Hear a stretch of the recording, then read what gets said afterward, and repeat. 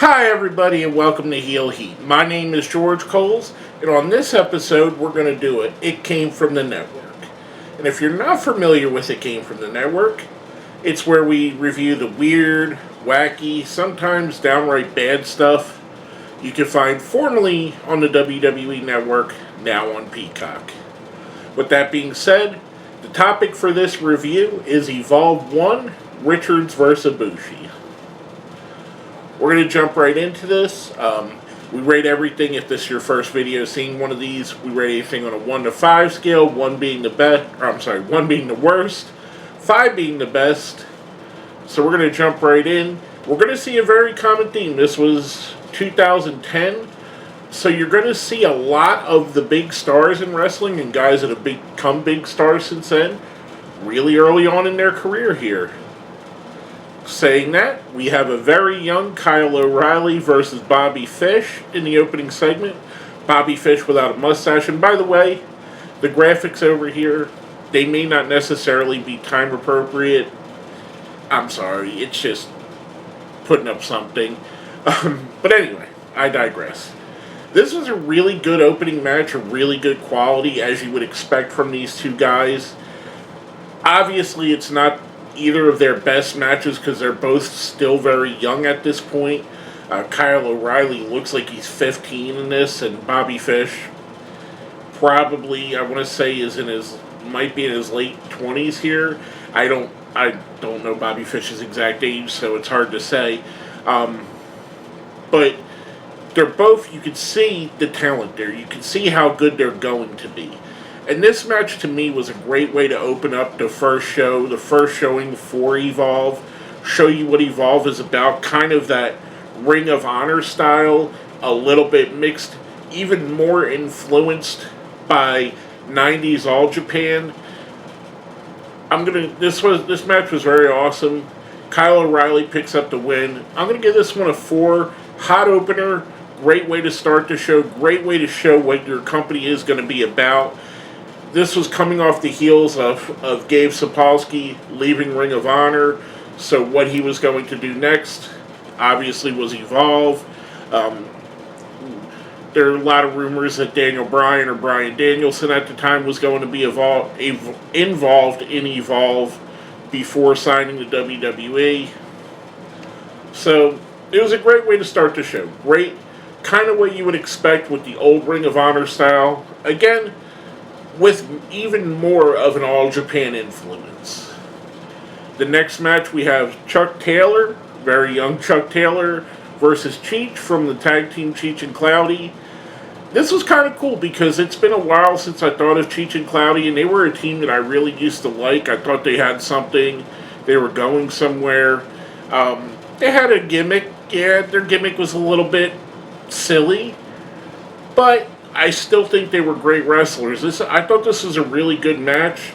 We got to see what brought Chuck Taylor, what made him a star. You can already see it again, much like the guys before him. He isn't as good as he would be eventually, but you can see flashes of how good Chuck Taylor would be here. I thought this was another quality match. Chuck Taylor picks up the win. I'm going to give this match a 3. Next up, we have Ricochet versus Arik Cannon, and I'd probably pronounce that wrong because every time I say his name I say it differently. Ricochet has the long straight hair in this, and if you haven't been following Ricochet's career, you may only know him from his WWE or even later New Japan and Lucha Underground runs where he's always kind of had shorter hair. There was a time where Ricochet had permed out, straightened, long hair, and it was kind of funny seeing going back to that. Again, very young version of Ricochet. You can see flashes of greatness here. He was already, someone that was talked about a lot. This match, to me personally, though, this match was a little bit of a downer on the show already. It wasn't quite as good as the first two matches. I thought it didn't feel right. It didn't hit for me. It didn't give me a sense of, this is a really good match. All in all, Ricochet picked up the win. I'm going to give this one a 2. We see afterwards Chuck Taylor comes out and he says the gimmick for Chuck was the match against Cheech was they were going to earn a roster spot. So Chuck comes out and basically says to Ricochet, I had to earn my way to be here. You're the talk of the indies. Blah, blah, blah. I'm challenging you for the next show. Pretty decent, pretty standard wrestling stuff. Again, I'm going to give the match itself a 2. Next up, we have the Dark City Fight Club, another tag team that I really liked. John Davis and Corey Chavis versus Aeroform, Flip Kendrick and Lewis Lydon. I'm sorry. I haven't said his name again, much like a Cannon. I haven't said his name in years, so I butchered it there probably.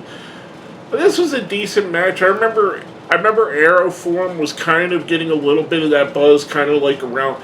This was around the era that the Young Bucks started getting a buzz, that the Motor City Machine Guns were the best tag team in the world. This was around that era that those kind of teams were starting to really take hold and become what they would eventually be. Dark City Fight Club, to me, was just a badass team. They were along the lines of an APA type thing. They'd come out and just wreck shop. I thought this was a good styles clash, a good high flyers versus the ass kickers kind of match. I thought it was really good. Dark City Fight Club picks up a pretty convincing win. I'm going to give this match a 3. I thought it was really good. I thought it was a good way. Again, you're showing on the mat, you're showing on the card. You have high flyers, you have brawlers, you have technical wrestlers, and you're giving a little bit of different, a little bit of everything, a little bit of a smorgasbord. All within the confines of a pure type wrestling show. Kind of like what John Gresham is doing with Terminus now. A more pure, less gaga type show. Now next up from that, we have our women's match of the night. Mercedes Martinez versus Nia. And no, not Nia Jax. It's a different girl altogether. This match, I'm probably going to talk about it longer than it went. I want to say it went maybe in a minute and a half, and it was a total Mercedes Martinez squash, which it should have been. Mercedes Martinez is and has been for a very long time one of the top tier women's wrestlers in the world. Mercedes just bulldozes through Nia, picks up the win here. I'm going to give this match a 2. I like the concept. This would have been more fit for if they had a television show weekly, not a monthly super indie show as this was to be. Again, you smashed over Mercedes Martinez as being someone huge. But again, if it would fit more to me if this was like AEW Dynamite or Raw, where next week we see her do it again and again until she meets someone that can beat her. Not that every month, not her coming in once a month doing this. Just my opinion. Now next up we have Brad Allen versus Silas Young. Again, another very young Silas Young. Brad Allen, I believe, if I'm not mistaken, was also known as Brad Attitude. Previous to this, he had a developmental deal in WWE, and he was on a lot of the Eastern Independents in the Carolina area, I want to say, in the early 2000s, mid-2000s. This was a decent match. This was a pretty solid, once again going with your theme, kind of a wrestling competition. I thought it was pretty solid. Brad Allen picks up the win. You could see he had something. I don't think he ever quite put it all together. Obviously, 11 years later, he's not one of the guys that went on to be a huge star. But you could see there was something there with him that he could have been. I'm going to give this match here a 3. It picked up from the last match. We're getting good matches here on the show, which is always good to see. Next up, we have Jimmy Jacobs versus Kendo. And I want to say this is really fresh off of his Kenny from the Spirit Squad era. This was a solid match again. Jimmy Jacobs, a guy I think who's criminally underrated, one of the guys that I think history is going to overlook his real accomplishments in the ring, because I think Jimmy Jacobs was right on that cusp of where independent wrestlers became stars. He kind of missed that that era just by a little bit, but he was one of the guys that if he was in that era, he definitely would be a big name, like the guys I've mentioned before, like Fish, O'Reilly, Chuck Taylor, Ricochet, that would go on later to do the same thing. Jimmy Jacobs, I think, was one of those guys that could have pulled that off too. Jimmy picks up the win here. After the match, we see Tommy Dreamer comes to the ring to cut a promo, thanking the fans. Him and Jimmy Jacobs get into a little bit of an argument. They go back and forth a little bit. They start getting into a tussle. Jimmy Jacobs says, "I work here. I can't get in a fight with you because of the rules here in Evolve. I'll lose my standings." Dreamer says, "I don't work here." Blah blah blah. They get in a little thing. Obviously, get the pop. You're in Rahway, New Jersey, a big ECW stronghold, a Tommy Dreamer stronghold. Who doesn't love Tommy Dreamer still? And I know he just went through his stuff. But it was a good match, solid. I'm going to give this one a 3. Another solid match on the card.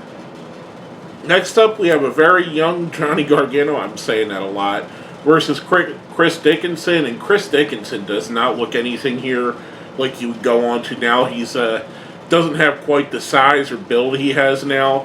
Gargano has long hair, again, like Ricochet. It's kind of weird and funny. I remember seeing them both at the time with long hair, but now looking back at it now in 2022 and seeing them with long hair, it's kind of funny, kind of interesting going back and seeing the old versions of them and remembering them at that age.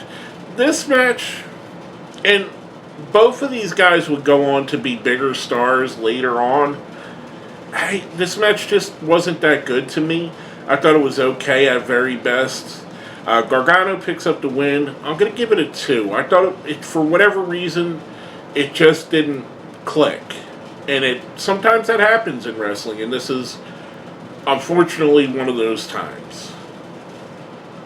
Now, coming from that, we have Minamo Sawa versus TJP, and I know I probably pronounced that wrong again, so we'll just call him Sawa from now on. Sawa was, I believe he was tied very early into like DDT and those promotions. He was someone that was looked at like Kota Ibushi as being a next up and coming star. I want to say within about a year or so after this, he had basically retired from the ring. I know he's done a couple things since then. This was a really, really solid match. Probably my second favorite match of the night. I thought they were really good. TJP obviously go on to be very, very awesome later on. Sawa picked up the win here. I thought this was a really, really good match. Again, probably my second favorite match. I'm tossed up for my second favorite match between this and Fish and O'Reilly. I'm going to give this match here a 4. Again, just another solid wrestling match on the card. Now, next up, we have, I call it the Chikara Special Match. Team Frightening, Hollow Wicket, Mike Quackenbush, and Frightmare versus Akumas Army, Icarus, Brody Lee, and Gran Akuma. And yes, it's that Brody Lee. This was a good match. This was a lot like their trios tag teams that they would have in Chikara. Chikara at the time was known as basically their big thing was the Trios Championship. So this was really cool to bring that Chikara style in here. Again, giving on the same card, you have a lot of different styles of wrestling, and it kind of made for a better show because of it. I really enjoyed this match. I thought it was fun. It was fast-paced. Your bigger guys, Hollow Wicket and Brody Lee, they worked like they were bigger than everybody else. It was a really, really solid match. I enjoyed it. Overall, the Team Frightening, Hollow Wicket, Mike Quackenbush, and Frightmare pick up the win. I'm going to give this one a 3. Again, another very solid match. A very solid opening card so far, leading us in to our main event of the night. And the main event, as you can tell by the name of the show itself, Davey Richards versus Kota Ibushi. And Davey Richards has Kyle O'Reilly and Tony Kazina with him. Kota Ibushi has Michael Nakazawa, who looks very different again. Again, one of the guys that's very young and looks very much different here. Kota looks like he's 16 here. It's very interesting. Davey Richards doesn't look any different than what he does now. I don't think he's aged or changed a bit. I think he has more tattoos now. That's the only difference. But this match was really good. This was kind of at the time like a East-West dream match where you would want someone from Japan coming over, who you would want to see them wrestle in America. I'm not as big on Davey Richards as a lot of people are. A lot of people like Davey Richards a lot more than I do. I thought he had his qualities in this type of situation, in this type of setting.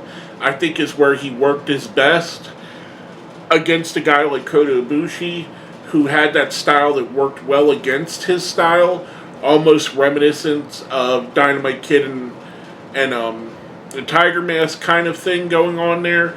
Obviously, Davey Richards modeled himself after the style of Dynamite Kid, after the style of Chris Benoit, the guys that would go on that lineage. Kota Ibushi, obviously everybody knows Kota Ibushi now, one of the supremely talented wrestlers of our generation. This was just a really, really good main event. Davey Richards picks up the win here. I give the match a 5. I thought it was awesome. I really enjoyed it. Probably one of my favorite Davey Richards matches of all time. There's a couple, him and Tyler Black when Seth Rollins was Tyler Black, I thought was another awesome match. There's a couple matches with him and Eddie Edwards that I really enjoyed. But this is probably right up there with one of my favorite Davey Richards matches of all time. Now, coming from that, we had a really good show, theme of the night. Oh, and by the way, I forgot to mention, during this, all through the night we had like little backstage segments with a young wrestler, and the young wrestler was a very, very young, again looking like he was 16, Adam Cole, which is kind of funny seeing the pecking order of where everyone is on this show now, that Adam Cole was kind of like the young boy on the show. I thought it was really funny. But anyway, I digress. Overall, I thought this was a really good show, a really good first show for a company. I'm going to give the show a 4. I thought it was really solid. Matches of the night, of course, the main event. Sawa versus TJP, O'Reilly versus Fish. This is a show I recommend you going in and actually watching the entire card, because it feels good as a wrestling show from start to finish. Were there some a little bit disappointing matches like Gargano and Dickinson? Yeah, but overall the card itself was really good. If you watch this, let me know what you think. Hit us up here. Make sure you hit the like, comment, and share. If you've stayed watching to the end, let me know you watched this all the way through. Put down here in the comments, put Evolve if you stayed to the end of the show.